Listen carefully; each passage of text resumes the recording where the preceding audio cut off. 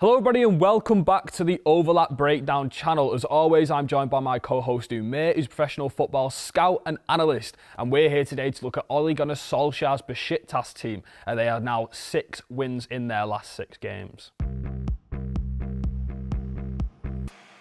Right, so starting straight off with some of the top line data as we've covered, they have won 6 of the last 6 games. They are undefeated in the Super League, which is their top division. They have won 4 and drawn 2 out of 6 games. And in the time that Ole Gunnar Solskjaer has been at the club, they now have the second best points per game ratio of any team in the Turkish Super League. And Fenerbahce are obviously out in front.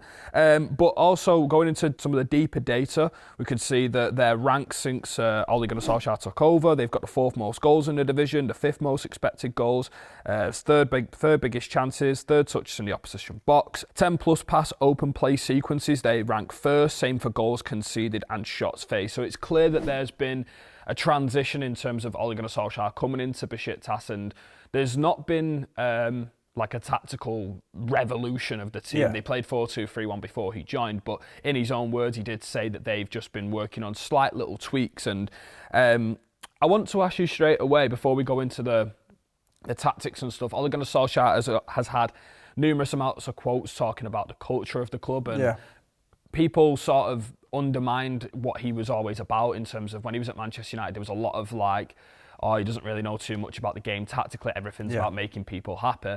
And now we're almost in a position where football is seen as, you see Carlo Ancelotti, we see Abdoulaye Doucouré on the podcast talking about players want to play with freedom and happiness, and it sounds so simple, but that is what Solskjaer's always been about, and that's what he speaks openly about at Besiktas. And some of the stuff he said about the culture and changing it, I want you to just talk about how important that is, especially considering the position that this club were in before he was appointed. I mean, it's similar to sort of all fields, all domains. When you've got a really strong leader and you've sort of built up these team building skills, you're going to get a culture within a club that facilitate hard work, better performance. And I think that's true across so many different fields. I think Ole Gunnar Solskjaer, his work at Man United is underrated and appreciated. I think in retrospect now, when you see what other esteemed coaches have done with this Man United squad, the struggles that they've faced and the inability to manage the media, these big profiles, other players, and establishing this sort of attacking, free-flowing football, this high-quality culture. Then you look at his work at Besiktas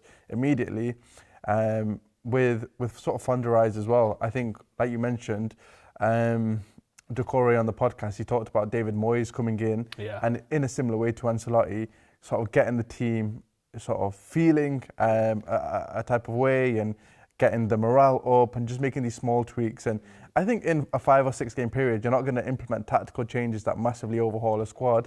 The change in form is going to be more man management based and more morale and squad based. And there's a few quotes that I've got that kind of highlight this. Well, some from Ole himself, but some from the players as well. I'll just go through some of them to begin with.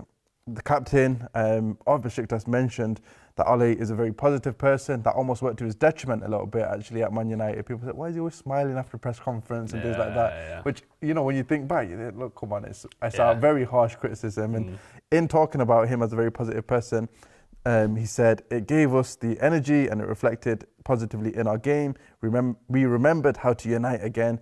Now we have momentum. I believe we'll be a team that keeps on improving. And I think the idea that we remembered how to unite again is a really important one, because the team believe in their qualities, they believe in their ability as a collective rather than individual players. And that sort of spurs on a team to keep winning multiple games. I think, secondly, I'll touch on a quote that Ole actually said himself about what he's come in and done. And he mentions that it's not sort of big wholesale changes, but they're small changes that, you know, leave a big impact, these sort of fine margin gains. He mentioned, I make decisions that will lead to improved relationships between staff and players. When I arrived, I had my senior players sitting together in little groups in the canteen, but I wanted everyone to mix more together now. And my job is to make every player here the best version of themselves. The staff too, I want them all to feel important. We've spoken about it before. It's one of my sort of favourite things to talk about in the game, empowering individuals. The fact that he mentions the staff as well, the staff feeling important, the players feeling important. I think if you've got empowered footballers and you've profiled them properly, that's half of the battle there won already. And that probably underpins a lot of Ole's success at Manchester United and what we've seen at Besiktas so far. Yeah, so you just talked about the psychological aspects of empowering this team, and I want to talk about how he's also doing that tactically and how his shape and his platforming of players is something that me and you always speak about, which is absolutely massive. So one thing that you always speak about, it's always about getting your best players in the best parts of the pitch where they play their best football. Yeah, you minimise their weaknesses, you maximise their strengths. And that's basically the aspect of football coaching. We see managers play, rigid shapes, rigid stuff, and try and just cram players into certain positions where they don't, feel right there. That is not what Ole Gunnar Solskjaer is doing at Besiktas, and I'm going to move on now into the board. And basically what we have in possession is a standard, almost like a 4-2-4, which is, again, what we've seen at Manchester United. And we have two split strikers, and it's usually Rafa Silva and Ciro Immobile, and they play somewhat staggered. We've seen, again, the same sort of contribution with Bruno Fernandes and Tony Marshall at Manchester United. And we have a pretty settled double pivot, and these double pivot players are mainly responsible for obviously feeding or receiving the passes through the midfield and taking it and then progressing the ball. But they're also responsible with rotating out wide if a fullback pushes on, and then creating still that back four, which lets you play around a lot of narrow forward presses. Yeah. So if you press in a 4-3-3, it's usually very narrow. Same with a 4-2-3-1. So as we get up the pitch, something that Ole Gunnar Solskjaer has been doing, and we've usually seen João Mario as the left winger on paper. We've got Rashica and then Rafa Silva and then Ciro Immobile with usually Gedson Fernandes and Alex Oxlade-Chamberlain. And what we often see is that when the team does get up the pitch, we see Arthur Masuaku, who's more of a flying wing back. We've seen it his time at West Ham. He's better going forward. So he provides the width on the left side, and that allows João Mario to then tuck inside. And João Mario in his career has always been more of a number 10 than a left winger. So whilst it looks weird that he's playing, an unorthodox left winger position, he doesn't stay there when the ball is, progressed and moved into the thirds. Ciro Immobile spearheads the ship, and then we've got Rafa Silva, who is very much the second striker, if you like, who plays just off Ciro Immobile. And with the back three, it shuffles across. We've got Svensson, who's a 31-year-old right back, and we spoke just before off camera how, obviously, the profiling of the players, but he's got one full-back who's better going forward, and he's got one full-back who's better at defending, and he's put him in a defensive role and an attacking role, and it is that simple. That is how simple it is. And obviously, like most European giants now, we've now got the 3-2-5, the infamous box midfield. And we've spoke about managers using this, numerous amounts of times. But whilst it is the best structure because it gives you numerical dominance throughout the thirds, and you've got 5 against 4 and stuff like that, he's also got the players in positions that work really well. And again, it comes back to Gedson Fernandes, Alex Oxlade-Chamberlain suit these roles. We've got the 2 pocket players. Rafa Silva plays better next to Ciro Immobile, and João Mario is better in the left half space.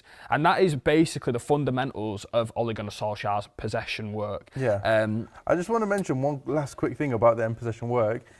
I mean, for sure they play in this sort of 3-2-5, but one thing I really like what they do in possession is in pushing up. Whenever the ball's on a particular side, you often see one of the pivot players float out to kind of support on that flank. And I know you mentioned it briefly, but then you get an overload of almost 4 players in one area. You almost think, look, is this side a little bit underloaded here? So we'll go sort of 3-2-5 like that. And when the ball does go out here, this player might join in, and you've kind of got your 4 players there, but you've still kind of got your base 4 of rest defence. So when I talk about sort of the out possession work, I'll touch on that a little bit more, but it's very situational. So the ball's on this side, you've got it like this, but then when the ball goes to the other side, you'll get it like that. And you've still got your 4 overloading in the wide areas, but you've got your kind of 4 back as well. And I just think that's a really nice way to kind of add a variation on that sort of 3-2-5. It's not very rigid as we've seen other managers do. But it allows players to kind of play a little bit more freely and also have the numbers around those wide areas to try and attack a little bit better. Yeah, and obviously, as we said, that the positional qualities of this team aren't very rigid. I think one of the things that I was mentioning to you last night when we was watching Besiktas is that the forwards are really good at like narrowing on the box. And obviously, this is something that the basic fundamentals are if one winger goes to attack the box, the other winger narrows on the box. But what we've got here is we've got you 4 forward players, and when they attack the box, they go really, really narrow, and they almost attack as as a 4-2-4 as a unit. And what this obviously means is that if you're committing so many bodies into the box, it frees up space on the edge of the box. So if you're running really deep into the 6-yard box, you can imagine Rafa Silva, who's scored a lot of goals already under Solskjaer, just hanging back a little bit as a second striker, as a late box runner. So when you've got these amount of bodies crashing the box, obviously Rafa Silva's then in loads of space on the edge of the box to just tap the ball in. I've just said box about 900 times then. But no, it's really interesting what he's doing in possession. And obviously we did mention that they've got the most open play 10+ passing sequences, which in this league is a very big thing. It shows that they are trying to play out from the back. Yeah. But what I have noticed a lot recently under Solskjaer is that when they are in a 4-2-4, they aren't scared to go long, and they're not scared to play off players. And I think one thing that I've noticed a lot on the ball at Besiktas when Ole's come in is the use of just people arriving into space. Gedson Fernandes, they often work the ball down the flanks. So if a player is up against the line like this, they've got no problem in pinging the ball directly off Immobile or Rafa Silva or João Mario.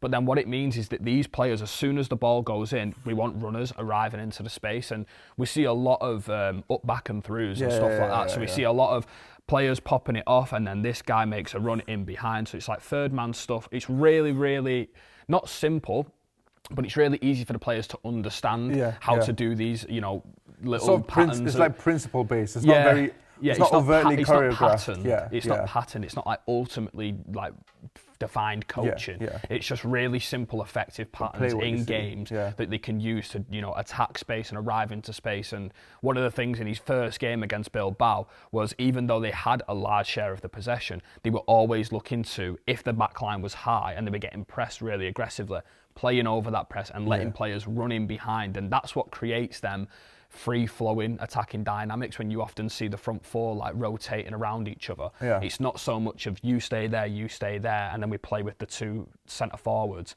It's almost like we'll play off one another, arrive into the space, and the players aren't shy and restricted to attack certain spaces. If you're enjoying the video and want more tactical analysis and podcasts, please press the subscribe button below and hit the bell to enable post notifications.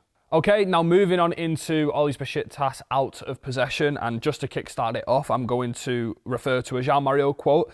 He said, "Since Ole arrived, things have changed in terms of the team's organisation on the pitch. We play way more compact and more together. When players try to play individually, things get harder. I'm also a better player when the team plays as one." And Ume is going to run through how they press high, how they drop low, because if we looked at their numbers earlier, they didn't have that many high turnovers. I think they were like 9th in the league, but they still want to apply pressure when given the opportunity to. So please take it away and tell us how his team like to press. Yeah, so I think I'm going to do it in two parts. One, I'll go through the defensive shape, and that obviously is higher up the pitch, middle of the pitch, and also lower down the pitch. And then I'm going to talk about some of his defensive principles. I think he's got some interesting defensive principles. They show some of his variations and some of his adaptability. So we'll go through the shape to begin with. Generally, it's interesting because generally he likes his teams to defend in this sort of 4-4-1-1 shape. It's not a shape that I'm sort of massively seeing. I tend to see a 4-1-4-1 or a 4-4-2. I kind of like this. I think I'll need to watch a little bit more just to see how it kind of plays against some of the top teams.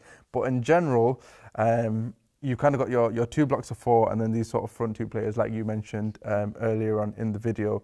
And one thing that happens is when they are pressing high, the striker Immobile is tasked with often trying to cut off the pitch, and your second striker or your number 10 often backs him up and tries to pick up some of these areas and force the team into certain areas like this. And teams tend to build up with sort of this 3-2. Sometimes they tend to build up with this 4-1 or 4-2 shape. If they often do commit an extra body forward, what we have seen from Ole's Besiktas in the past is one of these players jumping forward, and it almost becomes like this 4-3-3. And the reason why that's allowed to happen, despite there being a back four and a midfield four, is because the midfield four is very narrow. And the narrowness of the midfield four, it talks a little bit to João Mario's quote. What we see with this midfield four is, depending on what side the ball is on, they all shift over as a unit into something that looks like this. And I remember some of the latter Man United games kind of looking like this in the midfield setup.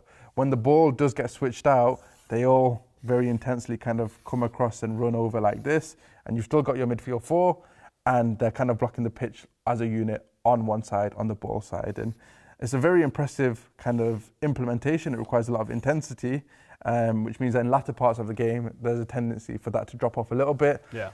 Weakness-wise, that can be got at with long and quick switches from teams that have the quality to do so. But teams that play a little bit slower, you're very well set up in that midfield, and you've kind of got your bank of two that can kind of try and cut off the pitch.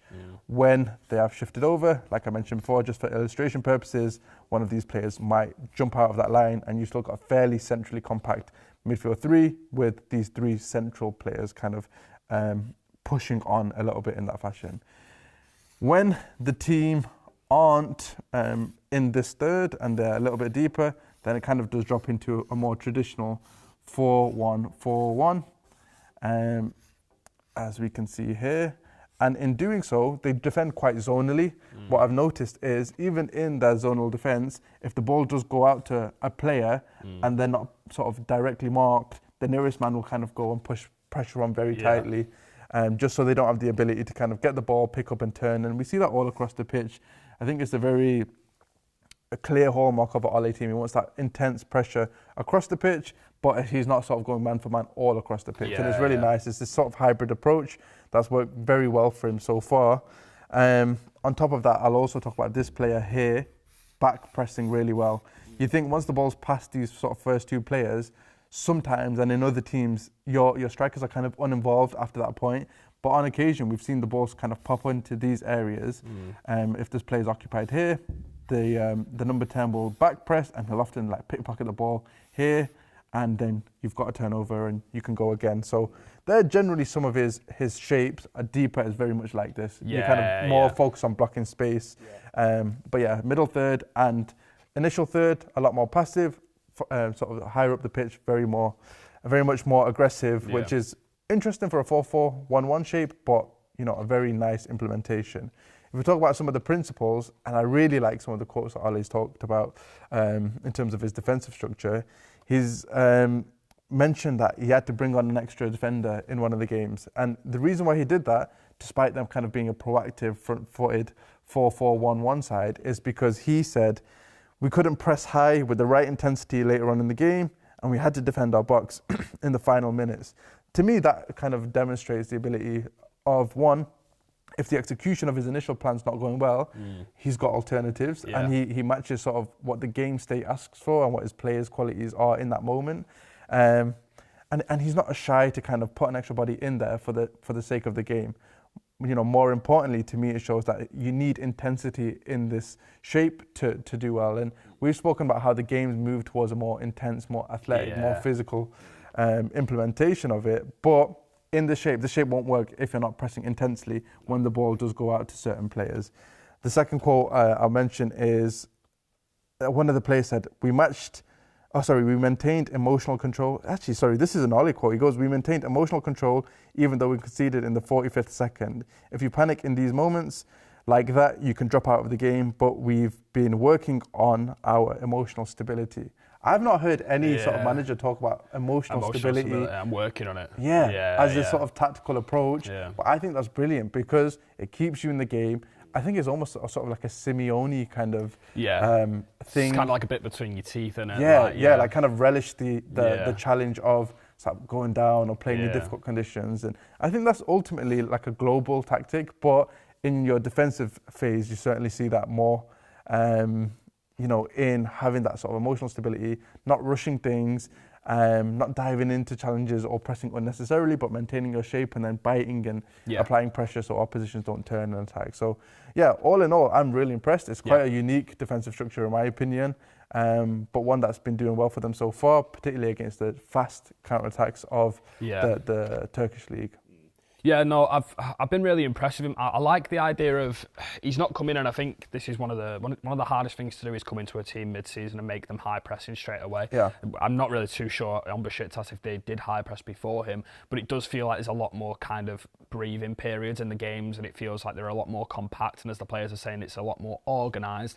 You get that compactness in the midfield, and you can go through games and you can have these spells where you win the ball back and then you go again and you reset. And I think against Bilbao, I watched Bilbao have a lot of needless possession, trying to kind of find the shapes and trying to find the passes down the shape. And Ole Gunnar Solskjaer's team never really let that happen. And I do think that the midfield four, like you just said there, when they compact on one side, there is a weakness to that. Obviously, if the ball is switched well and you play against these really technical teams who can still give it to the players in these pockets, then they can pick the shape apart really fast. And obviously, it's down to the level of opposition that they are playing, but Bilbao are a terrific team, and they beat them 4-1 on the opening day. And a lot of people would put this down to new manager bounce, but I think new manager bounce has almost it's kind of lost its meaning. Like that's the whole idea of having a new manager is to have a bounce and refresh the kind of mentality of the squad. And Solskjaer's come in, done that, and obviously his style is to always develop that like kind of emotional support we just said there and create a togetherness in the camp. But this doesn't mean that they don't have on-pitch stuff still makes sense. The on-pitch stuff is really like fluid, really responsible on the players, and they get they get a lot of bravery from doing that and empowerment, as we've spoken about. So I think it is key to note that they haven't played outside of Bilbao one of like the top 7 in the Turkish league yet. So obviously there will be challenges coming up. But they've been brilliant since coming in. Obviously you can only play as good as your opposition suggests. They did go out of the Europa League to FC 1-0, which was kind of a big downer on his time there. But since then they've not lost a game, and it's really showing their ability to bounce back and their courage to almost go back, look at what they did wrong, and then go again. And I think the fans have taken to him really well. So I think only time will tell on Ole Gunnar Solskjaer and Besiktas. Obviously, it's important to note that Ole Gunnar Solskjaer's team haven't played the best outfits yet, even though they have played Bilbao and they did beat them 4-1 in what was a dominant performance. I think time will tell how much empowerment Solskjaer has really given these players and how much they are going to go for it, because the season isn't done yet for them. And obviously they've had a setback there in FC 20 where I think as a United fan as well, it's like Europa League's that you'd last hope for the season. But they are playing for a lot more than just that, just the Europa League. So thank you very, very much for watching. If you did enjoy, please don't forget to like, comment and follow the channel, and we'll be back next week for more Premier League reviews. See you later.